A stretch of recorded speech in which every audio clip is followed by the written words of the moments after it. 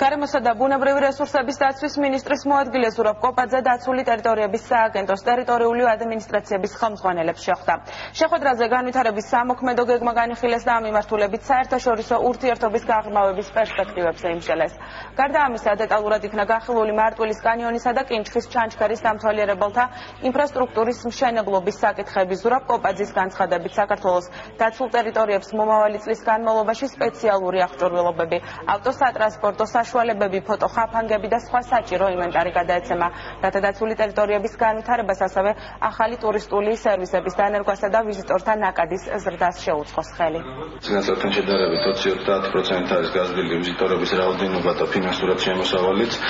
დაიწყო დემარკაციის პროცედურებიც თბილისის ეროვნულ პარკში და ბორჯომხარაგაულის ტერიტორიაზე. 2015 წლის ბოლოსთვის ჩვენ მივიღეთ, რომ სრულად უნდა მოხდეს ამ დემარკაციის სხვადასხვა ადმინისტრაციებში დაწყებაც და დამთავრებაც.